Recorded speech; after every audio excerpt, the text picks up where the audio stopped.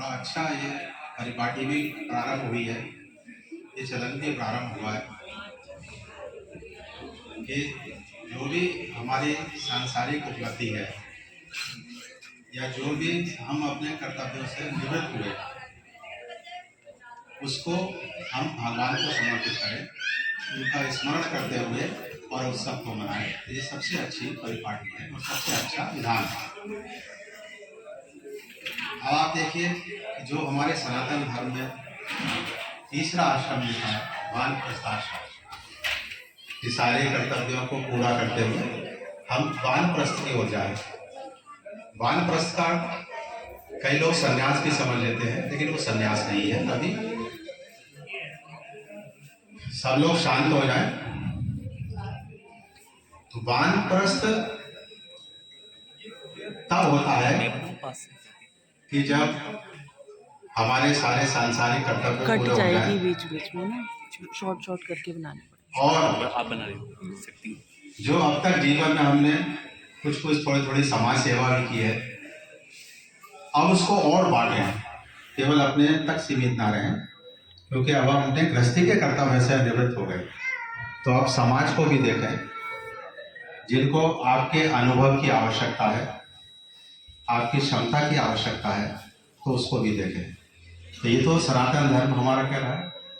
लेकिन देखिए जो एक अंग्रेजों से व्यवस्था बनी आ रही है कि सरकार ने से भी आपको सेवा निवृत्त किया, रिटायर किया, तो ये भी तो वानप्रस्थ है। उन्होंने भी सोचा कि अब आपको संसार छोड़कर परमात्मा और समाज की सेवा करनी चाहिए। इसके बाद संन्यास की पहचान कब है कि हमें कब संन्यास्त होना चाहिए, कब हम संन्यास ले लें। तो उसकी सबसे बड़ी पहचान है कि जब आपकी इंद्रियां शिथिल हो जाए, और कुछ नहीं पहचान। कानों से दिखना बंद हो जाए, कानों से सुनना बंद हो जाए, आंखों से दिखना बंद हो जाए, शरीर भी शिथिल हो जाए, स्मृति का भी लोप हो जाए, है ना। तो जब इंद्रियां शिथिल हो जाए तब समझ लिए अब आपका केवल एक ही कार्य रह जाएगा, एकमात्र, ओनली, कि अब आप दूसरी दुनिया की तैयारी करें। जैसे छोटे भैया ने गजल सुनाई थी कि जहां से आए हैं वहीं को जा रहे हैं। तो अब आपकी संन्यास में क्या है, वापसी की यात्रा शुरू हो, कि आप वापिस जाए। तो संन्यास में अब ना आपको समाज की सेवा करनी है, ना आपको अपना परिवार देखना है, कुछ नहीं देखना है, क्योंकि वो कर चुके आप। अब केवल भगवान में लग जाए। तो ये संन्यास है।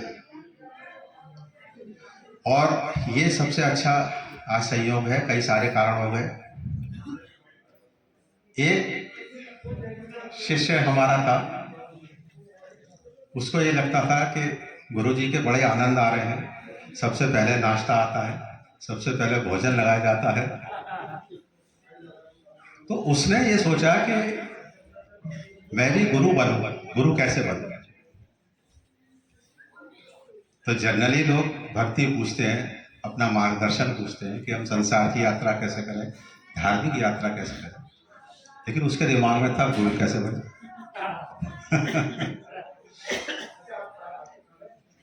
तो उसको फिर ये समझाया गया, एक ऐसी ही सभा हुई, उसमें चर्चा हुई, उसको समझाया गया कि पहली बात तो गुरु कोई सांसारिक डिग्री नहीं है, कोई सांसारिक परीक्षा नहीं है कि आप उसको पास करके और आप गुरु बन जाए।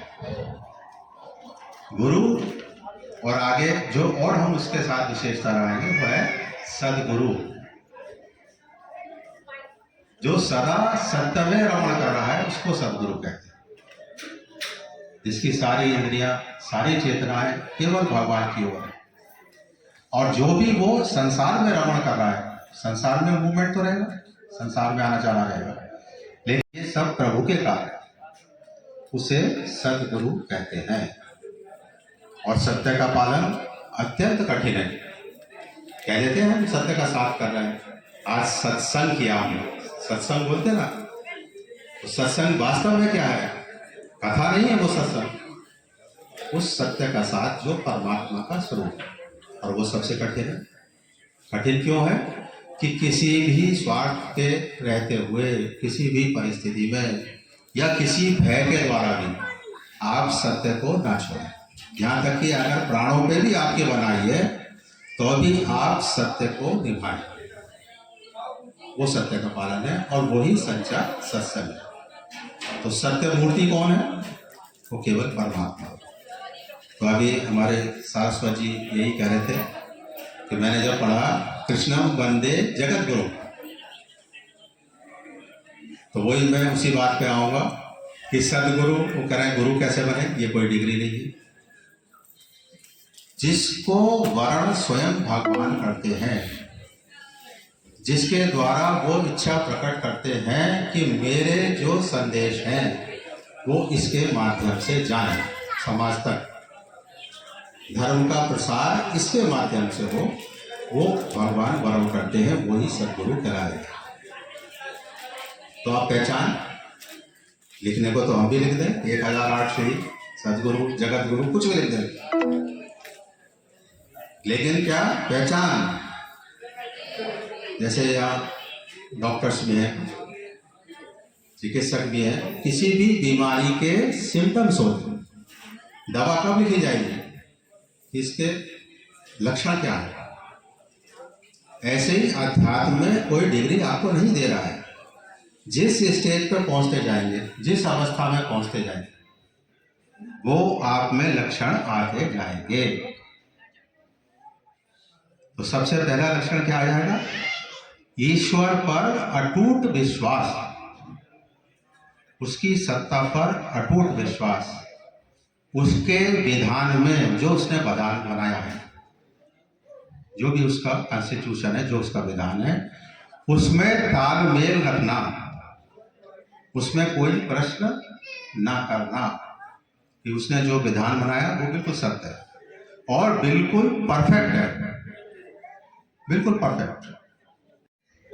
तो ये जब आप में ये बात पैदा हो जाए कि हमें उसकी सत्ता में विश्वास हो गया कि नहीं, जो भगवान करेगा अच्छा करेगा, भगवान हमेशा हमारी रक्षा करेगा, भगवान सदा हमारे साथ है, तब आप समझ लें कि अब आपकी वो स्टेज आ गई भक्ति की। तो एक जगह अभी भजन में भी आ रहा था, क्या भजन में भी अभिमान हो जाता है? वो भी हो जाता है। तो जब आपको ईश्वर में विश्वास होगा तभी आपका अभिमान भी खत्म होगा, क्योंकि आपसे ऊपर कोई है जिसकी इच्छा ही सर्वोपरि है, जिसके विधान से हम लोग चले। अभिमान का खत्म होगा जब आपसे कोई बड़ा हो, नहीं तो आप ही अपने को सबसे बड़ा समझें। तो जब वो भगवान को सबसे बड़ा मान लेता है तब वो अभिमान स्वतः समाप्त हो जाए। अब आइए भजन करना है, नहीं, जो भी भगवान का जिस रूप में भी, उसमें अभी भजन में था कि इसका भी अभिमान मुझे ना हो। तो हमने अपने गुरु श्री से पूछा कि भजन कर रहे हैं तो वो भजन में अभिमान कैसा? हम जिज्ञासु प्रकृति के थे बचपन से, और वो अच्छी बात है, सबके अंदर होना चाहिए जिज्ञासा। किसी भी क्रिटिसिज्म या व्यंग्यात्मक भाषा नहीं होनी चाहिए। अगर आप जिज्ञासा करेंगे तो गुरु सब कुछ बताएगा, और आप उसको अगर तोलेंगे कि देखें गुरु में कितना ज्ञान है, तो गुरु मौन हो जाएगा, वो नहीं बताएगा, क्योंकि आप उसके अधिकारी नहीं हैं गुरु की गहराई जानने के। अगर वो सत्य हो, आपका कारण क्या है? केवल जिज्ञासा कि महाराज, और वो भी चरणों में बैठकर। हाँ, प्रपन्न शब्द आया है, नहीं प्रपन्न आया, कि आपको चरणों में बैठना पड़ेगा। शादी माम त्वाम प्रपन्नम, जब अर्जुन ने कहा कि मैं प्रपन्न हूं, आपके शरण में हूं, अब जो मेरे लिए उचित है वो आप बताएं, तब गुरु की वाणी सुनने को मिलेगी, अन्यथा नहीं मिलेगी। वो क्यों सुनाएगा? तो अब वो भजन में अभिमान है, नहीं कथा कीर्तन में अभिमान, वो क्या होगा? क्योंकि जो भजन चल रहे थे उसी परिप्रेक्ष्य में बोल रहा हूँ। कोई अगर हमें लगे हमने कितना अच्छा भजन सुनाया, लोगों की क्या प्रतिक्रिया रही, हमने कितनी अच्छी कथा करी, लोगों की क्या प्रतिक्रिया रही, ये अभिमान हो।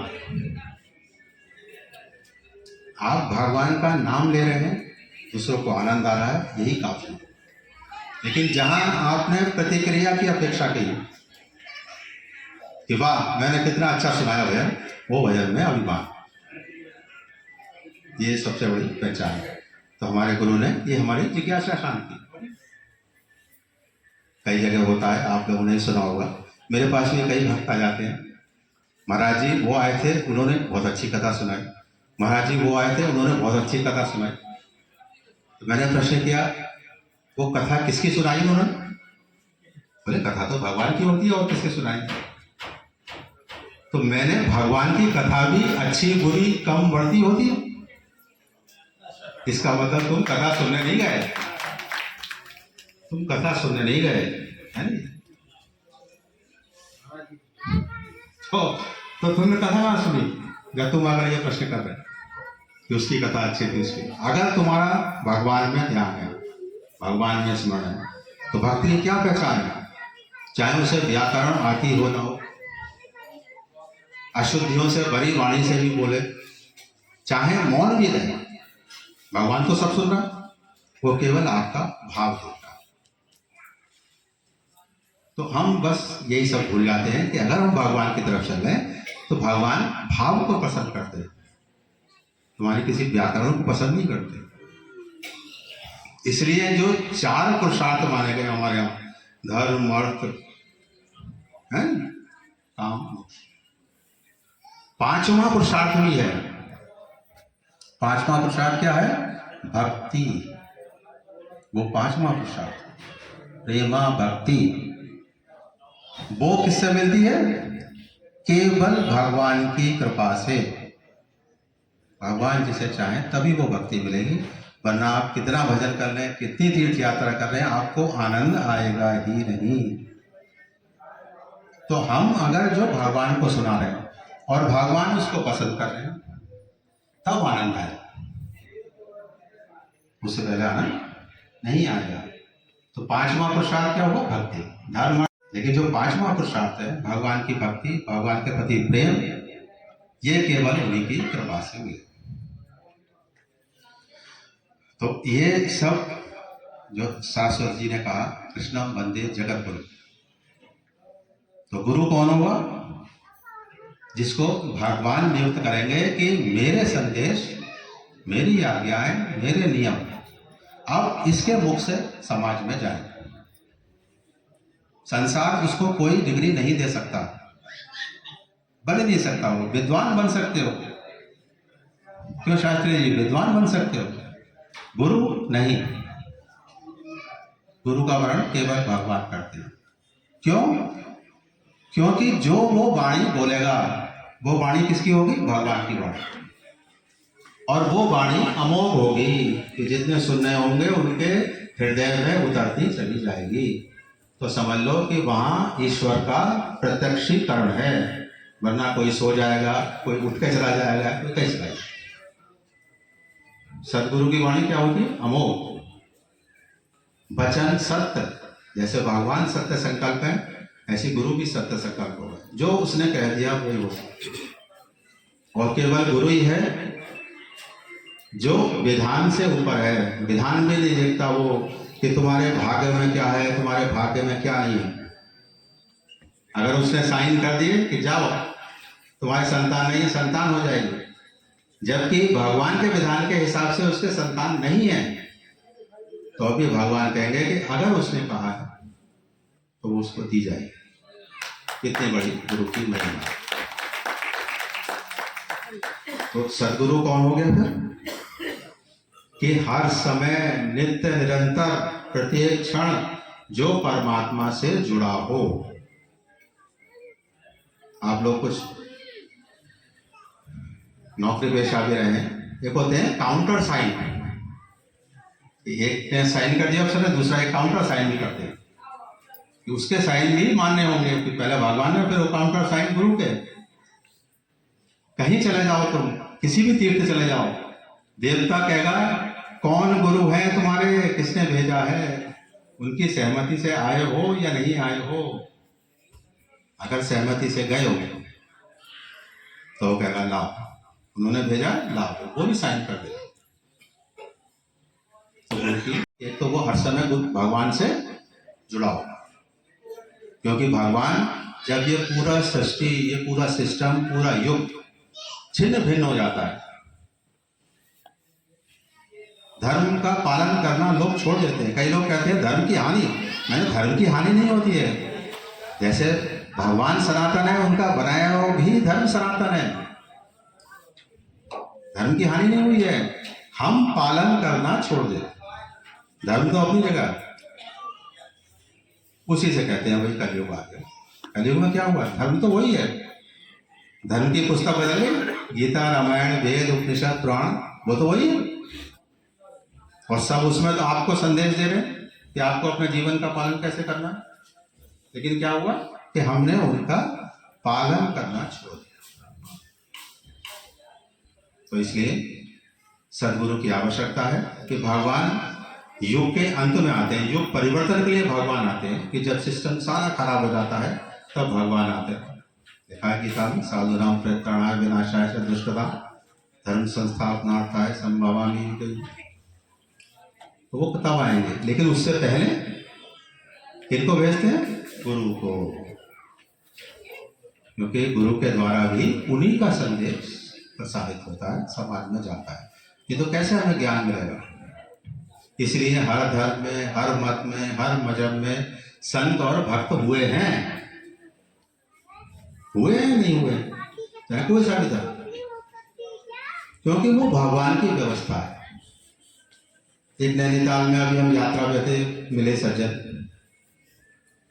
कि अरे इतना बड़ा खतरा है, अब ये कैसे होगा पालन, सब असुर बढ़ते जा रहे हैं, कि धर्म कैसे बचेगा, हिंदू धर्म कैसे बचेगा, सनातन। मैंने कहा जो तुम्हारा कर्तव्य है वो करो, जो भगवान का काम है वो भगवान करेगा। जैसे आज तक धर्म बचता आया है, आगे भी बचेगा, वो भगवान का काम है। भगवान ने जो आपको आज्ञा दी है शास्त्र के अनुसार, धर्म के अनुसार, स्मृतियों के अनुसार, उसका आप पालन करो। लेकिन ये कैसे होगा कि हम खत्म हो जाएंगे, ये भगवान का काम। त्रेता युग में सबसे ज्यादा ऋषि मुनि हुए, क्यों सरस्वती, त्रेता युग में सबसे ज्यादा ऋषि, उतने ऋषि कभी नहीं हुए। सब भगवान राम को मिले भी, अगस्त्य, वशिष्ठ, विश्वामित्र, सुतीक्ष्ण, कितने ऋषि मुनि थे सब, है नहीं। धर्म की स्थापना वो किसका कार्य, भगवान। तो उनको, राम को ही अवतार लेना पड़ा भगवान। तो जो कार्य उनका है उन्हें करने दो, और जो तुम्हारा कार्य है वो तुम करो। कि क्या तुम अपना कर्तव्य सही से पालन कर रहे, कि जो भगवान ने आज्ञा दी है अनेक शास्त्रों के माध्यम से। भगवान तो बचाएंगे सनातन धर्म, क्योंकि उन्हीं का है, उन्हीं से उत्पन्न है। सनातन धर्म क्या है, ईश्वर का, भगवान के द्वारा बनाया गया है। बाकी मत विचार मनुष्य करते, मनुष्य ने बनाए, तो वो अपने धर्म को बचाने वो अवश्य आए। तो इसलिए सर्वप्रथम, ज्यादा लंबा हो जाएगा मेरा उद्बोधन, कि सबसे पहले तुम्हारा क्या कर्तव्य है, ये भगवान राम ने शब्द को बताया 9 नवदा भक्ति के माध्यम से। उसमें यही बताया कि स्वाध्याय भी पढ़ो, संतों की सेवा करो, सब में भगवान को देखो, भगवान के पवित्र नाम का जाप करो, जो भी पवित्र नाम है उसका जाप करो। तो कुछ करो तो सही में, अर्थ क्या निकला, कुछ करो, और सब में क्या, भगवान को देखो। तो पहली स्टेज जैसे ही भगवान पे विश्वास हो जाएगा आदमी को, दूसरा लक्षण क्या आएगा बरमानी, समत्व, समानता आ जाएगी। ऊंचा बड़ा छोटा गरीब रईस कुछ नहीं, उस संत के लिए, गुरु के लिए सब बराबर हैं, सब एक ही जगह बैठेंगे। और अगर ये समता आपके अंदर नहीं आई है तो आपने कृत्रिम रूप से अपनी उपाधियां लगा रखी हैं अपने नाम के आगे। क्यों शास्त्री, कृत्रिम रूप से। अगर आप सदगुरु हैं तो आपकी दृष्टि समान होगी। तो भगवान नाराज कब होते हैं? जब आप भेदभाव करते हैं। वो कहते हैं सब में तो मैं ही हूं, सब मुझी से उत्पन्न, फिर भेदभाव है तो समझ तो उसके अंदर आ जाए। तो ऐसे ऐसे लक्षण जब आते जाएंगे तो उसमें उर्दू में भी कुछ स्टेज बनाई है। इसके बाद मैं थोड़ा सा विराम दूंगा। उर्दू में भी ये कुछ परिभाषा है। साधना की तरफ चलोगे, आप में प्रेरणा जिज्ञासा होगी। जिज्ञासा कब होगी? स्वाध्याय से, कथा कीर्तन से, भगवान के रूप गुण लीला ये सब प्रभाव इनको जानना, इससे आप में जिज्ञासा पैदा होगी भगवान का। तो सबसे पहली स्टेज क्या आती है? जो सिख धर्म का भी मूल धर्म, सिख धर्म का भी मूल कर्तव्य है। क्या से कहते हैं? फनाफी शेख। शेख उर्दू में गुरु को कहते हैं, हिंदी में गुरु, उनके यहाँ शेख। तो फनाफी शेख, फना माने मिट जाना। तो सबसे पहले तो आप गुरु पे ही मिटोगे। मिट गए, हम तो मिट गए, फनाफी शेख, हम तो मिट गए। फनाफी शेख कि अभी आप गुरु से ही तालमेल नहीं रख रहे, गुरु की आज्ञा में नहीं रह रहे, गुरु से ही वाद विवाद कर रहे हो, है नहीं? गुरु में विश्वास नहीं, उसकी वाणी में विश्वास नहीं, तो आगे कैसे जाओगे? नहीं जा सकते, है नहीं? इम्पॉसिबल। तो पहली स्टेज क्या आ गई? फनाफी शेख। फिर दूसरी स्टेज क्या आएगी? फनाफी रसूल,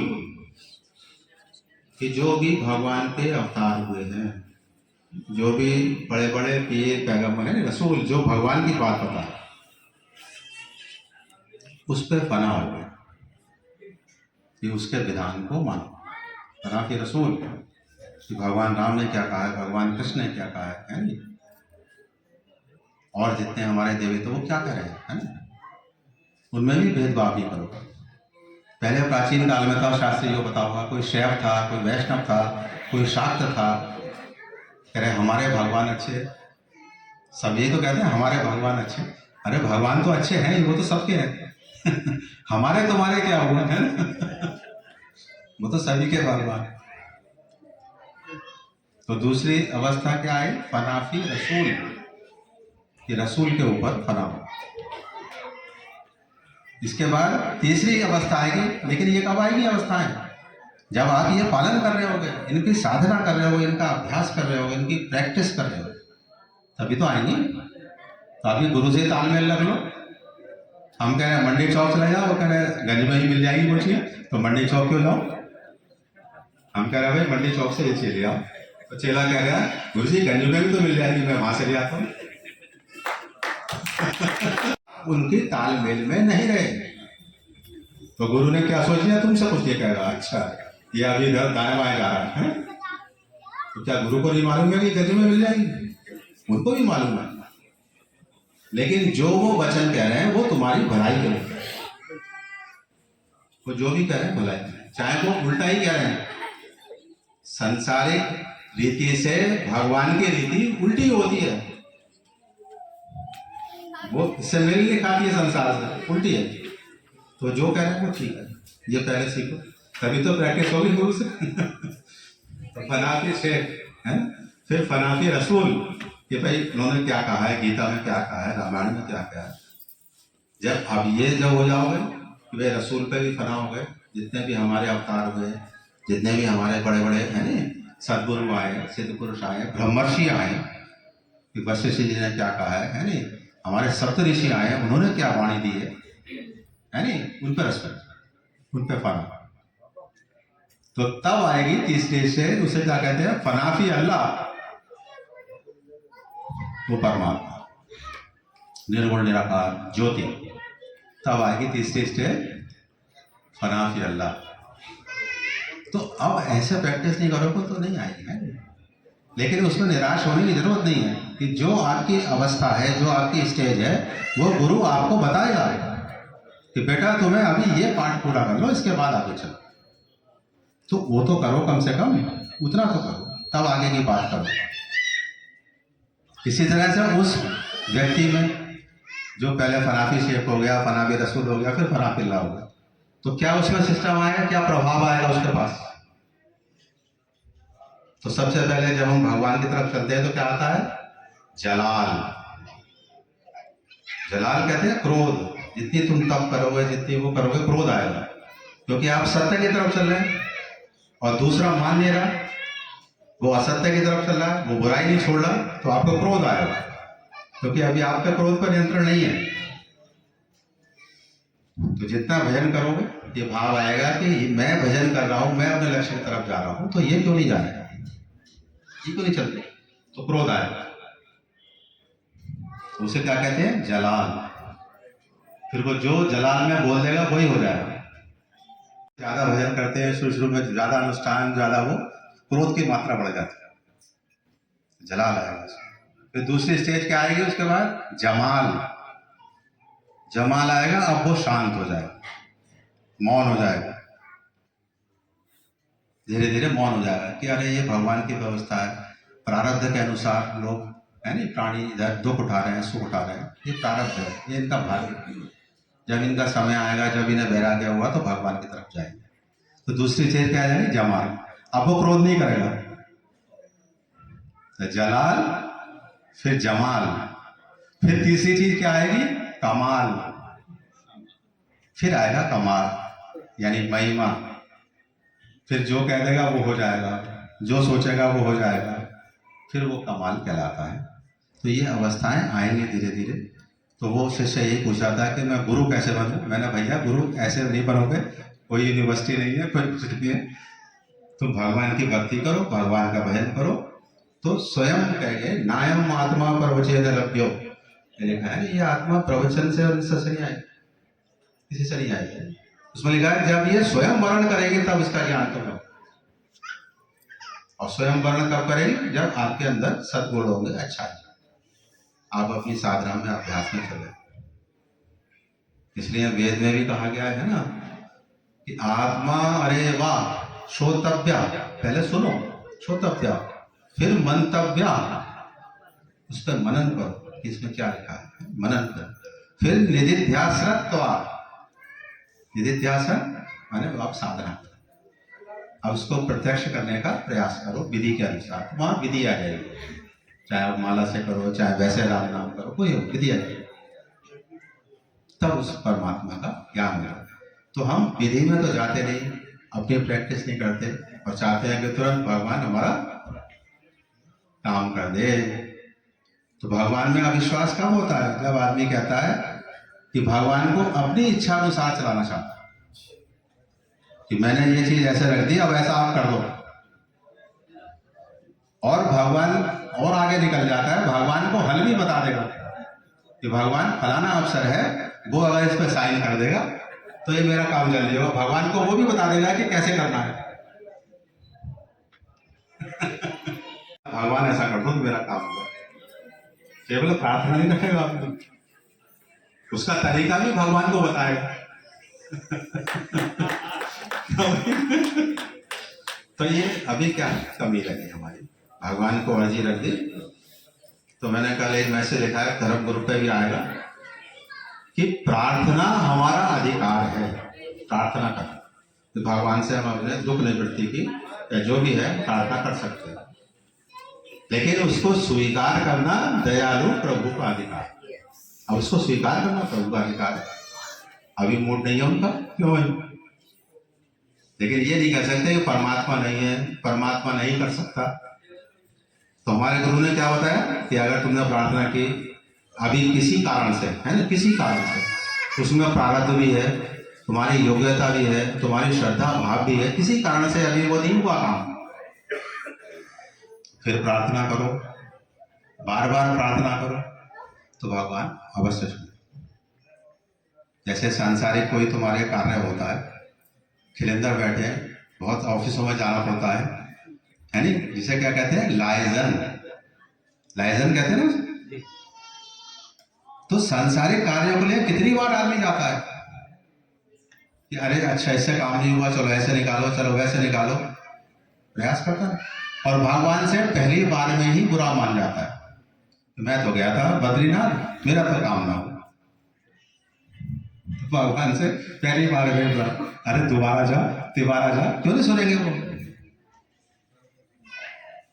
भगवान का प्रेम ही भगवान को पिघलाता है। भगवान का प्रेम ही भगवान को पिघलाता है। आप प्रेम करो, अपनी भावना प्रकट करो, पिघल जाएगा, ऐसा नहीं है। तो प्रार्थना हमारा अधिकार है, लेकिन उसको स्वीकार करना प्रभु का अधिकार है। और किसी भी कारण से हमारे किसी उससे भगवान की सत्ता पे कोई प्रभाव नहीं पड़ता है कि हम उन्हें माने ना माने, हमने कुछ भी कहे, भगवान तो भगवान है, वो तो वही रहे, प्रभाव तुम पे पड़ेगा, है ना।